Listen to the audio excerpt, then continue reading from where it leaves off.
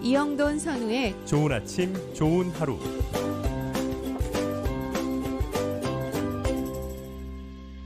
네, 좋은 아침, 좋은 하루 다시 돌아왔습니다. 네, 오늘 제인정 종합법률사무소의 제인정 변호사님 오셨습니다. 안녕하세요. 네, 반갑습니다. 네, 오늘 날씨가 흐린데 너무 화사하게 네, 옷을 입고 오셔서 스튜디오가 갑자기 환해졌습니다. 저도 이제 앞으로 좀 칙칙한 옷으로 색깔에서 봄 기운을 좀 내봤어요. 네, 그러니까. 그러니까 아주 막 네.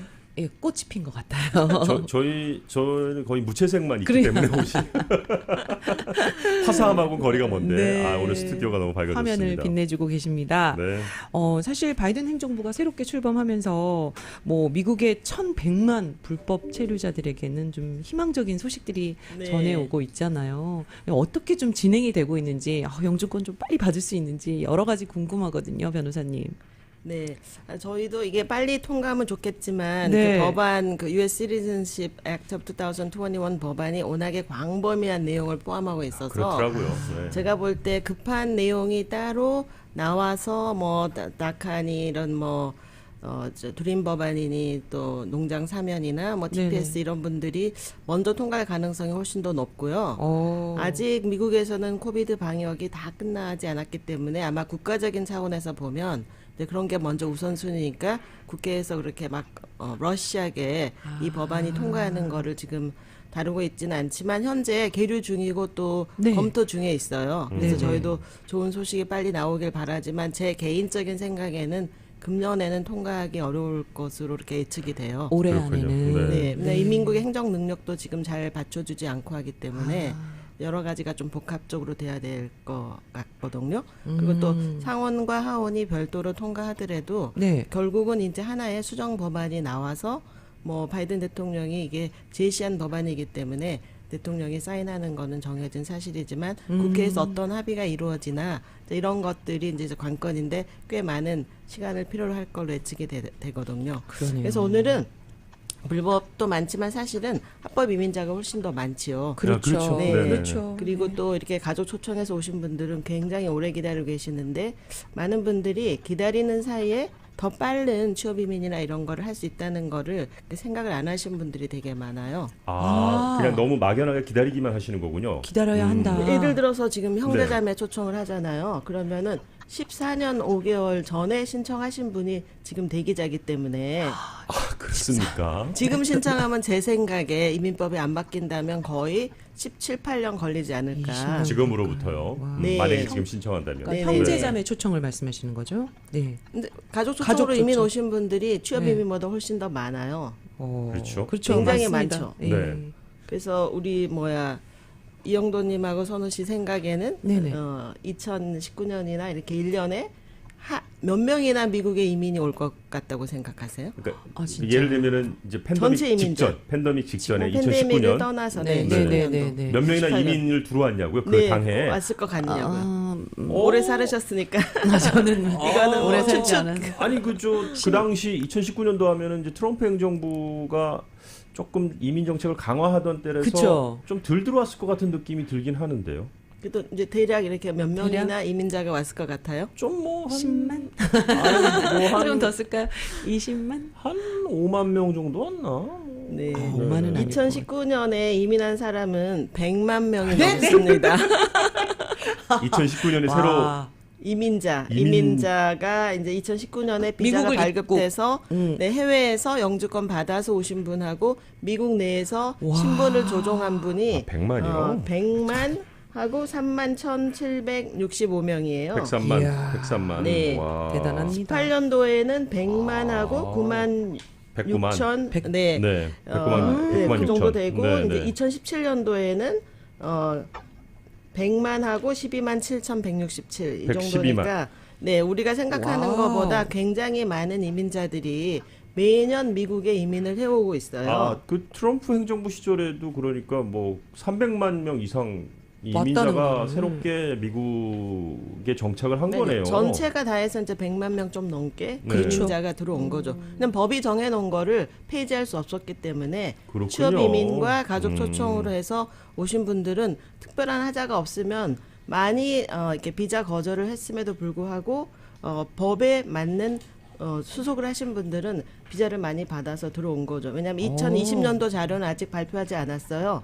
그렇지만 해외에 계신 분들이 이민 비자를 3월 중순서부터 금년 3월 중순까지 1년 동안 네네. 시민권자 직계 가족을 제외하고는 아예 입국을 금지시켰었어요. 네, 그, 네. 트럼프 행정부는. 그러니까 제 생각에 작년도 통계가 나오면 숫자가 좀 떨어지겠군요. 굉장히 많이는 아니지만은 몇십만 명이 이제 떨어졌을 거라고 생각을 하거든요.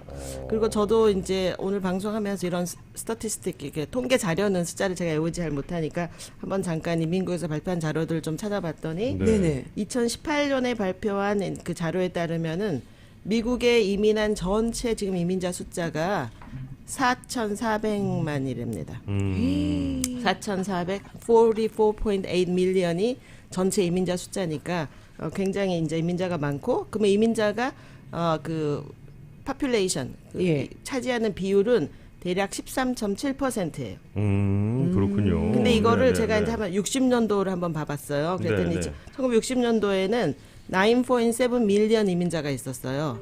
그리고 그게 인구 비중을 5.4% 차지했으니까 이렇게 쭉 성향을 보면 이민자는 뭐 이렇든 저렇든 계속해서 가족관계, 취업 이민 이런 걸 통해서 늘어나고 있다는 걸 알 그러네요. 수가 있어요. 그러네요. 계속 그 그래프가 쫙 그게 올라가요. 사실은 또 어떤 면에서는 미국의 어떤 파워라는 얘기도 많이 하거든요. 그렇게 해서 또 인구가 늘어나는 것도. 그렇죠. 미국의 경제 네. 성장 네. 뭐 여러 가지를 다 그러니까 저도 보여주는. 뭐 이민자하고 여기서 귀화한 사람이지만 네.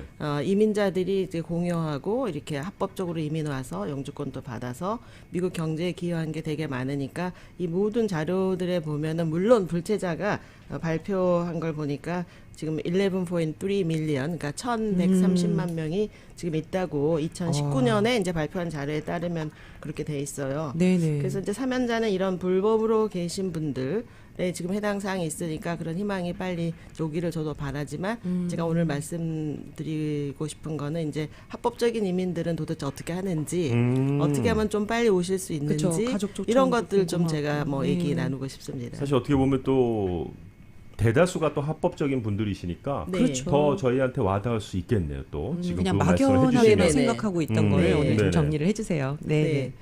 그러니까 제가 이제 보면은 2019년도 자료를 보니까 가장 많이 그 영주권을 받은 캐터고리는 이제 뭐니 해도 시민권자 직계 가족이에요. 네, 직계 시민권자 직계 가족이 이제 부모, 배우자, 21세 미만의 미혼 자녀거든요. 네. 근데 이렇게 받은 사람이 그 100만 명 중에 50만 5,765분이니까 아, 거의 직계가. 50%가 직계로. 네, 미국의 모든 이민자의 50%가 시민권자 직계 가족인 거예요. 직계 가족. 그렇군요. 그 중에 이제 제가 배우자로 받으신 분이 대략 30만 4,334명. 역시 배우자가 좀 배우자. 높군요. 배우자가 네, 퍼센티지가. 당연히 제일 많습니다. 네, 그다음에 네, 네.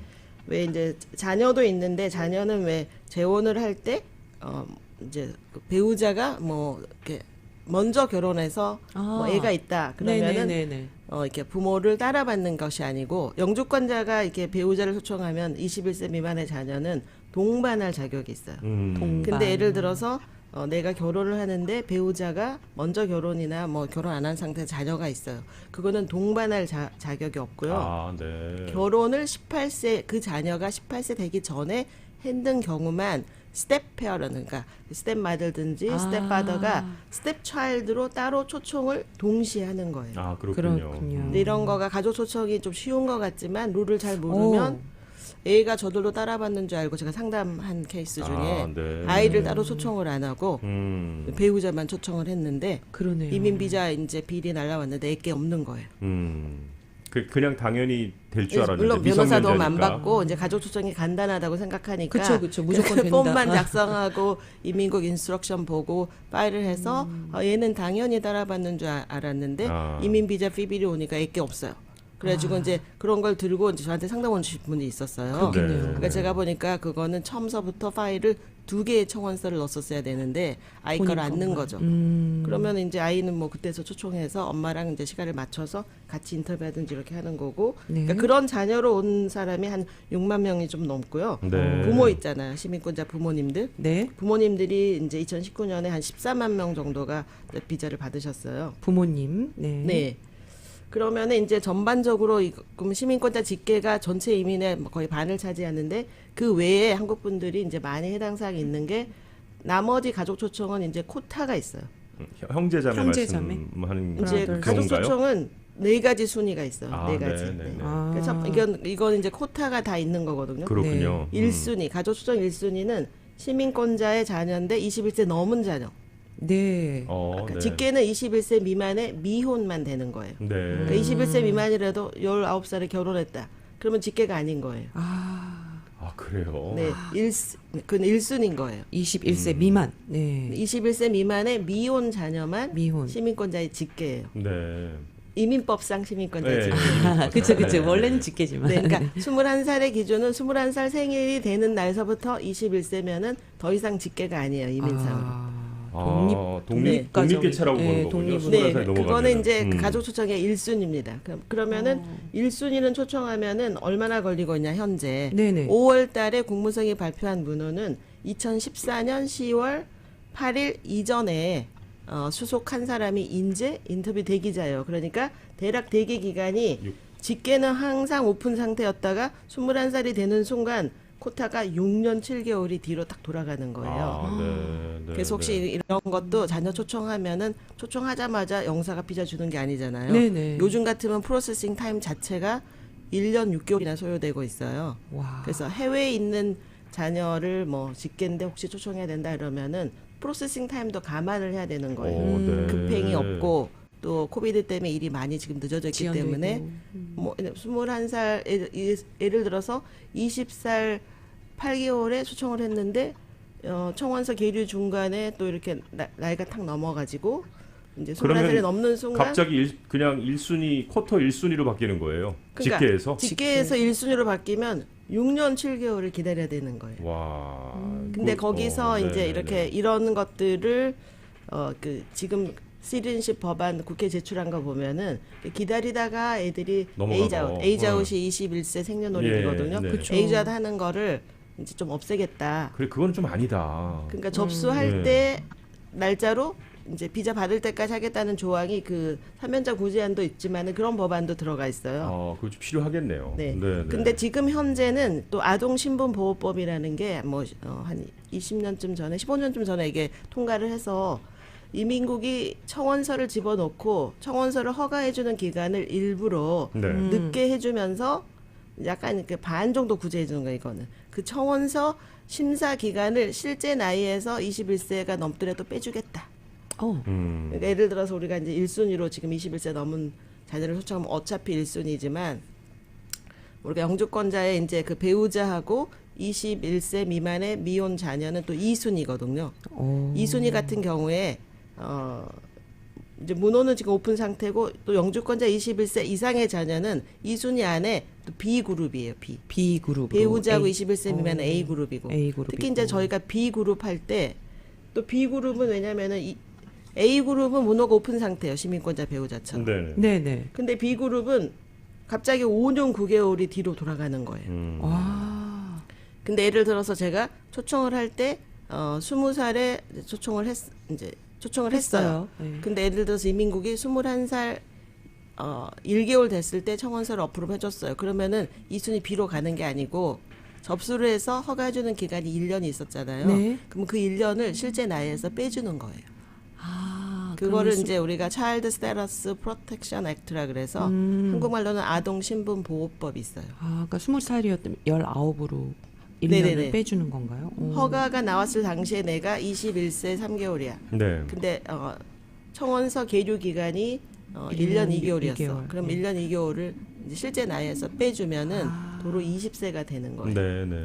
약간 이런 식이에요. 그러니까 이 아동 신분 보호법은 기간이 오래 걸리는 이제 그 3순위는 뭐냐면 시민권자 기혼 자녀예요. 기혼 자녀들은 우리가 초청하잖아요. 그러면 지금 대기 기간이 무려 12년 9개월이나 기혼 자녀. 12년 9개월이나 밀려 있는데 이 아동 신분 보호법 혜택을 주기 위해서 청원서를 접수하면 영주권자 배우자나 시민권자 배우자처럼 과거에는 6개월, 요즘은 거의 10개월 만에 청원서가 나오고 있어요. 네네. 근데 이제 이런 오래 걸리는 케이스는 청원서 허가서 자체가 4년이나 6년씩 안 나와요. 그러니까 안 나오는 이유가 뭐냐면은 네. 그 4년 6년 있다가 이제 청원서 허가가 됐어요.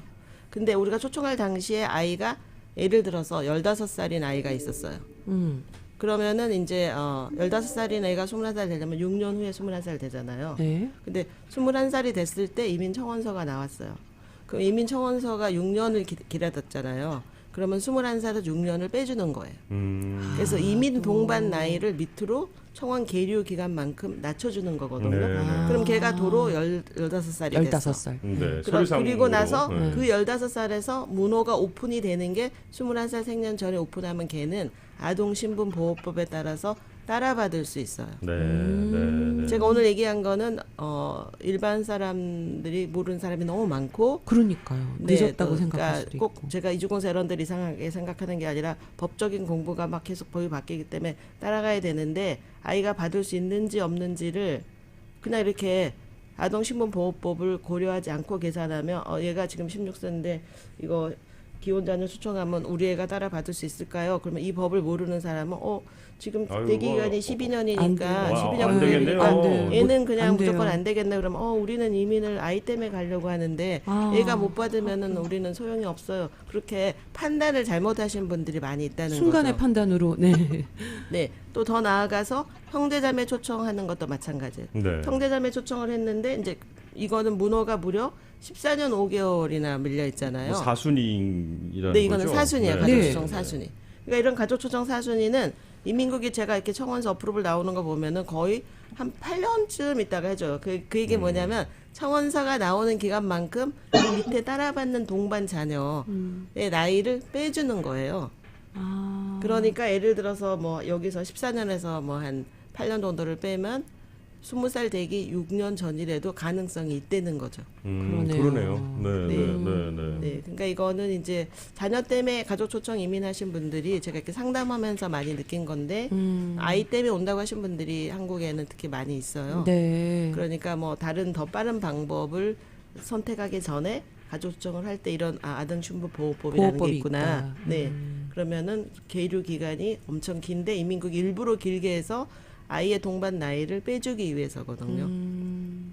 그리고 이 아동신분보호법은 이제 그렇게 제가 1단계만 지금 설명을 했어요. 네. 또 몇 가지 여러 가지 이제 규정이 있는데 만약에 풀렸는데 한국에서 나 이민 올까 말까 이렇게 고민하신 분들도 많이 있거든요. 그렇죠. 왜냐하면 이제 여기 한국말로 먹고 살 돈이 충분히 있어서 와서 뭐 집도 사고 차도 사고 사업도 할 수 있고 그런 분들은 일반적으로 애들 때문에 대부분 오는 거고 미국에 와서 이제 맨땅에 헤딩하듯이 내가 이거 가야 되나 말아야 되나 그쵸. 이제 이렇게 고민하 그러니까 아, 문호가 또 풀렸 그리고 또 시간이 지나면 한국에서 일이 또 좀 잘 풀릴 수도 있고 뭐 그런 거 아니겠습니까? 네네네. 사람이 그러니까 살다 저희가 보면. 네. 라스트 미닛에 와야 되나 안 와야 되나 이렇게 오랫동안 기다리신 맞아요. 분들 중에 고민하신 분들이 있는데 이제 제가 아동신분보호법 특히 그 동반으로 따라받은 자녀는 이걸 계속 오픈해 주는 게 아니라 문호 오픈 상태가 되면 국무성에서 너 이민 비자 피를 내라. 그리고 이제 고지서가 먼저 날라오는 거예요, 요즘에는. 그러면 이제 그 고지서를 1년 이내에 안 내면은 네.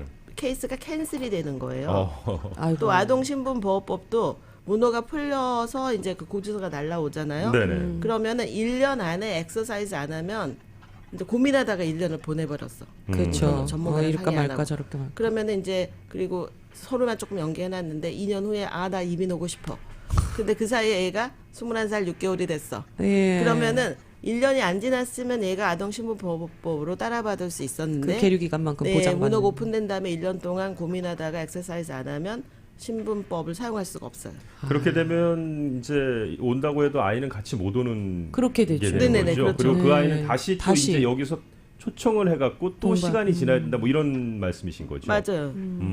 야. 그런 경우는 이제 부모가 와서 영주권자 돼서 영주권자 미혼 자녀 2순위 B가 그래도 뭐 한 8년 이렇게 더 빠르기 때문에 21세 넘은 자녀 2순위 B로 또 초청을 해가지고 거의 한 6년 이 정도를 또 기다려야지 걔가 이제 비자를 받을 수가 있는 거예요. 그러면 또 그 물론 뭐 아직 30살은 안 넘었지만 아유, 한국에서 혼자 이렇게 그러니까 지낼 생이별하게 돼요. 또 지내기가 쉽지 자녀분과. 않잖아요. 20대 사실은 또. 맞아요. 네. 네. 그렇죠. 양쪽으로. 한국은. 그러니까 경제적으로 다 독립할 수 있는 모든 조건이 된 아이들은 괜찮겠지만 그때 다 그렇지 학령기 않죠. 아이들이고 네, 학교 그렇죠. 다니고. 학교 다녀야 되고 네. 군대 그러면 갔다 오고 아무래도 학교 이제 남자 같은 재정적인 경우. 부담도 생기고 그러니까 네, 네. 제 얘기는 가족 추정이 다 간단하고 쉽다고 생각하는데 이렇게 특히 이렇게 에이지아웃 하는 애들이 언제 하느냐가 되게 언제 중요해요. 하는지에 따라서 네. 중간에 무슨 방법이 있는지 아. 그러면 이제 만약에 문호가 풀렸어요.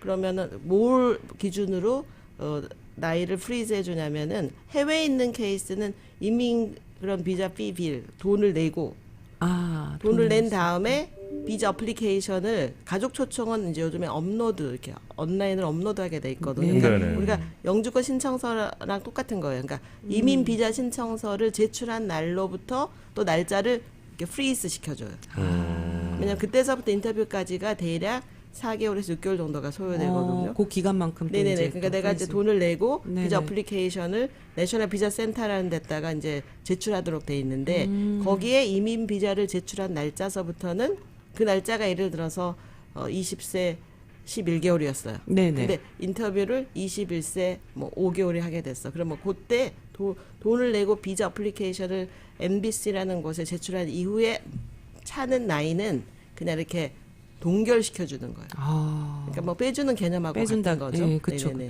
그렇죠. 네. 자, 지금은 이제 가족 초청과 관련된 우리 이민법에 대해서 제인종 종합법률사무소의 제인종 변호사님과 함께 나누고 있는데요. 가족 초청 얘기는 뭐 좀 다 그래도 네, 네. 마무리된 네. 건가요?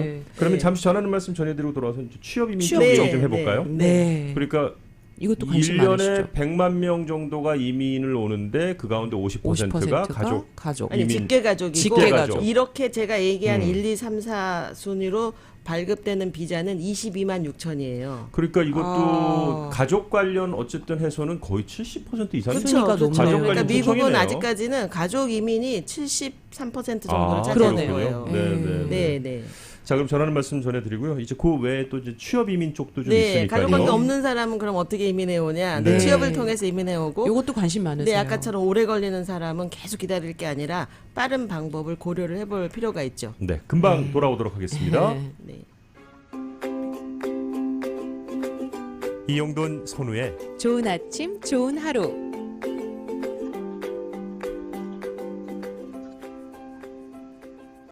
네, 이민과 관련돼서 저희 이민 커뮤니티입니다. 네, 그리고 너무나 관련되신 분들이 아직도 많이 있으세요. 그럼요. 주변에. 예. 그렇죠? 네. 근데도 또 너무나 모르고 있었다 이런 생각도 아주 들고요. 복잡한 것 같아요. 네, 네. 알 것 깊이 알지 같으면서도 못했다는 거 이런 것도 정말 굉장히 중요한데 그 이민의 또 많은 또 퍼센테이지를 차지하고 있는 취업 이민 얘기 좀 나눠볼까요, 변호사님? 네, 그래서 가족 초청이 이렇게 보다시피 오버 70%, 70% 네. 이상이 미국의 이민의 근간은 가족을 통해서 오고 있고요.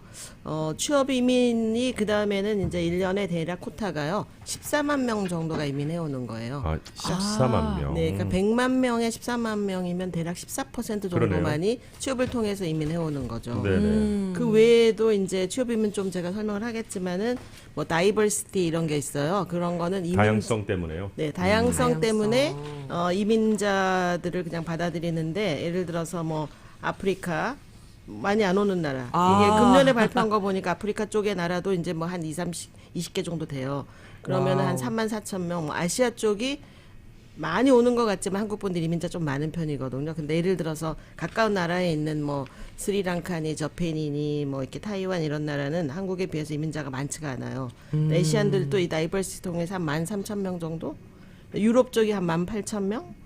뭐 이 바하마 이쪽이 8명이고 오세니아가 한 1,400, 사우스 아프리카 카리비안 쪽이 1,650. 이거는 이민자들을 신청 순으로 받아보면 이제 어떤 대륙은 이민 아예 안 오는 거예요. 그래서 이거는 가족 관계도 없어도 취업이민 고용주가 없어도 추첨을 해가지고 어머. 추첨해서 그냥 신청한 사람들이요. 네, 로또 오. 당첨하듯이 오. 로또 당첨하듯이 추첨에 등록을 하게 돼 있어요. 등록해서 뽑아요. 경쟁률이 있잖아요.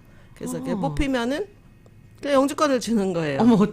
가족들한테. 네, 그런 다이버시티가 있고 아이러니컬하게 노스 코리아도 이 다이버시티 안에 들어가 있어요. 네네. 북한도요. 네네. 네. 그런데 이제 뭐 커뮤니스트 이런 것 때문에 물론 받는 게 아주 쉽지는 않은데 이제 이런 다이버시티 프로그램도 있고 한국 분들은 뭐 정치망명 이런 게 별로 없지만 레퓨지, 뭐 어사일리 이런 걸로 이민해 온 사람이 10만 명이 넘고요.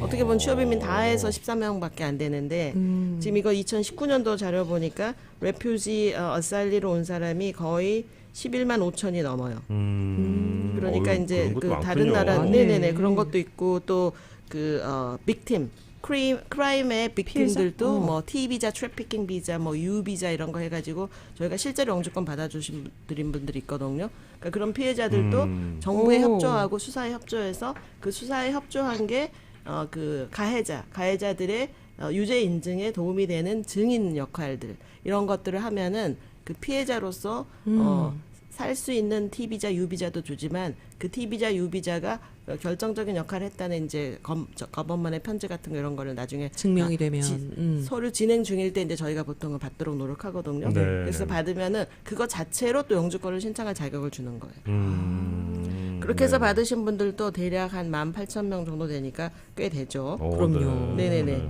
그래서 이제 메인은 그러면 이제 취업이민 한국 분들이 제일 관심이 많으신 거죠. 네. 취업이민도 네. 그 순위도 정말 궁금해요. 네네 어떤 5가지 의미인지. 순위가 있어요. 취업이민의 순위 네네네. 5가지. 순위. 네. 이제 첫 번째 1순위는요. 이제 그 저희가 하는 것 중에 엑스트라 오디너리 어빌리티가 있는 사람들 그러니까 뭐 비즈니스나 뭐 엔터테인먼트 또 이런 뭐 아티스트, 사이언티스트 이런 거 비즈니스 엔트러프로너 이런 거 다 포함돼 있어요. 그러니까 이제 이민국의 가이드라인에는 예를 들어서 배우다 그러면은 서치에서 아카데미 어워드 막 이런 거. 그러니까 우리가 그러니까 5대륙 중에 3대륙 이상이 경쟁해서 거기서 체육인 같으면은 내가 골드 올림픽? 메달을 땄다. 올림픽에 가서 동메달을 땄다. 그런 거 다 1순위 신청할 수 있어요. 오. 그렇군요. 아시안 네. 게임? 근데 아시안 아시안 게임은 안 게임은 되는 아시안만 해가지고 아. 1순위 해당 사항이 없어요. 네네. 그러니까 아시아 5대륙 대륙만 이상. 했잖아요. 네. 아까 말씀하신 세계 대륙 정도가 적어도 컴피티션을 뭐 아니면은 해갖고 한 체육인 같은 경우에 그쵸. 제가 이제 네네. 제가 뭐 월드 이렇게 뭐 국제 뭐 대회라든지. 태권도 챔피언, 세계 그러니까. 챔피언 뭐 이런 거 뭐 검도 챔피언 제가 그렇게 해서 영주권 해주는 사람들이 있거든요. 아, 1순위 네. 엑스트라 오디너리 애틀릿 이렇게 해가지고 체육인.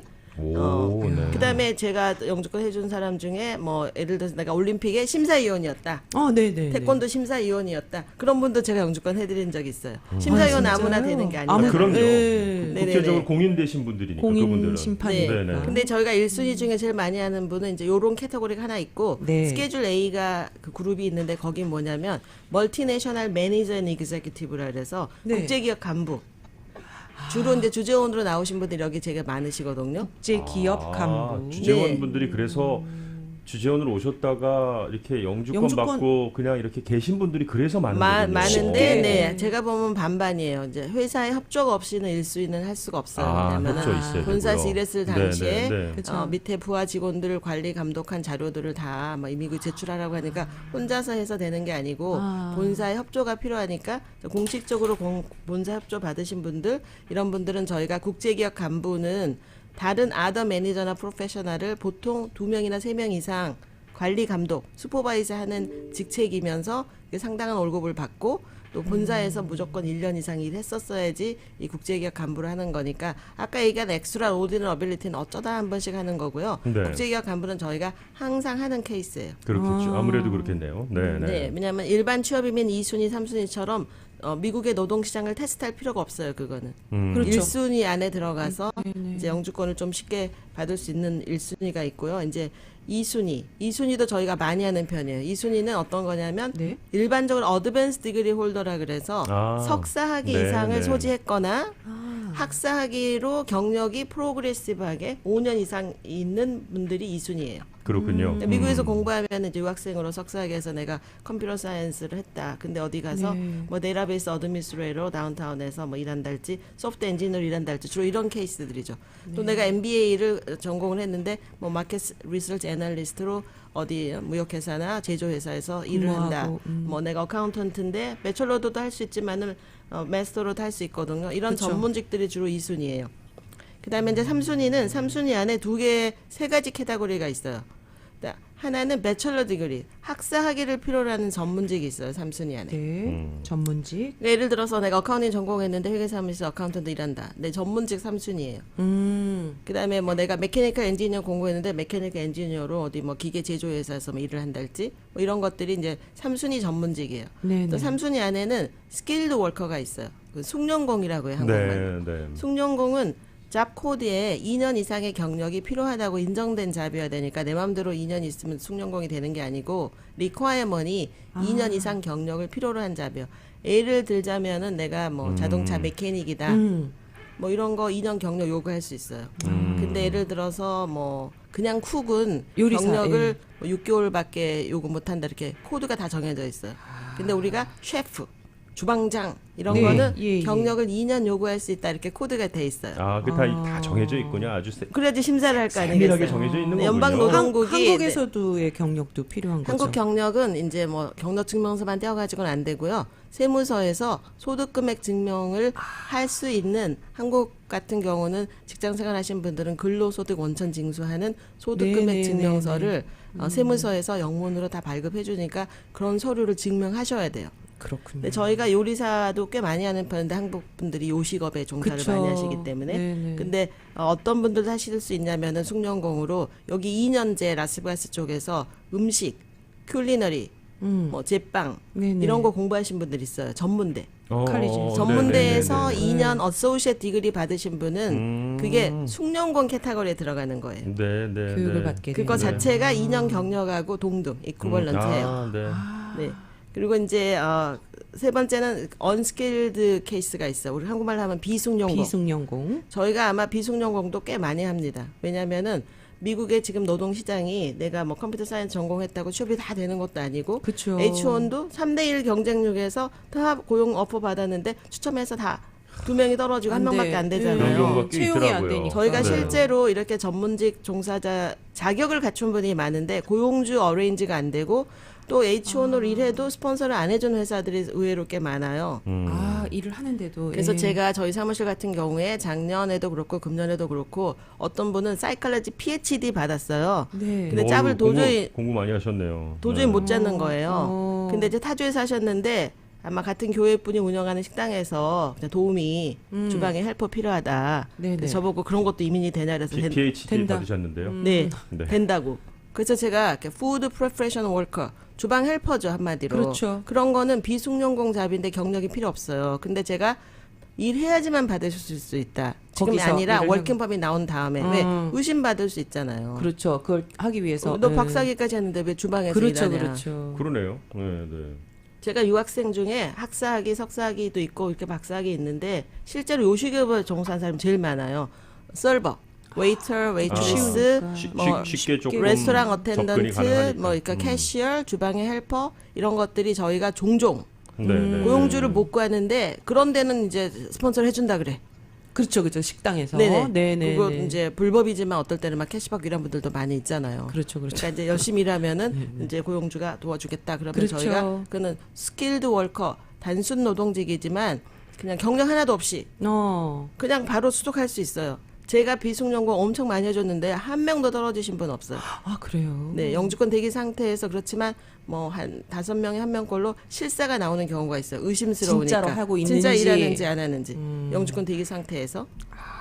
영주권 받은 다음에 실사 나온 경우는 제가 본 적이 없어요. 없고요. 그래서 이런 그 유학생으로 있거나 아까 가족 초청하신 분들도 뭐 12년, 14년 이렇게 기다릴 게 아니라 이런 고용주를 통해서 취업 이민하면은 한 2년 정도면 영주권 받아서 가족이 미국에 더 들어올 수 쉽네요. 있거든요. 예. 그런 거 하고 이제 시간이 많지 않으니까 이제 4순위, 5순위는 잠깐만 설명할게요. 4순위는 종교자도 저희가 되게 많이 해요. 종교인들. 종교자들인데 예. 목사님들 주로 많죠. 목사님, 선교사님, 뭐 전도사님. Religious 예. Education Director, 전도사님 뭐 이런 분들 다 해당 사항이 있고요. 네네. 이제 그 4순위는 종교 비자로 2년 동안 일하시면서 월급을 풀타임으로 보고한 기록이 있는 분만 해당 사항이 있어요. 네. 그리고 종교 비자는 파타임도 되고 풀타임도 되는데 파타임은 자격이 없어요. 그렇군요. 팔- 풀타임으로 네. 2년 동안 세금 낸 기록이 있는 상태에서 뭐가 그럼 특별한 거냐? 2순위, 3순위처럼 잡마켓 테스트에서 노동어가 받는 과정이 생략돼 있어요. 그러네요. 네. 그래서 종교자 특별 그래서 풀타임으로만 릴리저스 일하는 스페셜 이미그런트라고 하는 거예요. 그렇군요. 그러니까 저희가 네. 목회자들도 꽤 많기 때문에 이제 사순위도 되게 많이 하는 편이고요. 그다음에 이제 5순위. 5순위는 네, 우리가 맞아요. 한국말로 투자 이민이라고 하는데 원어는 employment creation immigration. 돈을 투자했는데 고용력 창출을 안 하는 거는 아니군요. 그래도 받을 수가 없어요. 이 몇 투비자, 명이나 이 투비자. 고용력 창출해야 되냐? 풀타임 10명을 돈이 투자한 이후로 고용력이 창출돼야지만 영주권을 받을 수 있어요. 규모가 꽤 큰 거네요, 그럼. 10명 지금 정도면. 트럼프 행정부가 이것도 이제 투자 금액을 바꿨거든요. 네. 과거에는 직접 운영하는 건 100만 불, 그러니까 실업률이 150% 이상인 지역은 50만 불이었는데 이게 지금 법이 바뀌어서 직접 투자하고 운영하는 거는 1.8 밀리언, 좀 180만 불. 네, 네. 그다음에 이렇게 루럴 에어리아나 실업률이 150% 이상인 지역 그리고 또 리지널 센터 케이스라는 것도 있거든요. 그룹이 투자해서 돈만 투자하고 관리 안 하는 거. 이제 실제 그 5순위 투자 이민의 90%는 다 리지널 센터 케이스 하는 거예요. 그렇군요. 그거는 지금 90만 불이에요. 90만 분. 네. 다 그러면 리지널 센터 몰랐어. 케이스는 직접 고용력 창출이 아니라 그 프로젝트에 있는 지역의 파급 효과를 이코노미스트들이 다 계산해서 분명히 간접적 통계로. 고용력 창출을 만약에 낼 수 500명이야. 있냐. 그러면 그걸 나누기 10명씩 해가지고 50명을 너네는 투자자를 받아들일 수 있다. 이런 거를 리지널 센터가 곧 이민국이에요. 이민국이 네. 동서남북 4개의 리지널 센터로 나눠져 있거든요.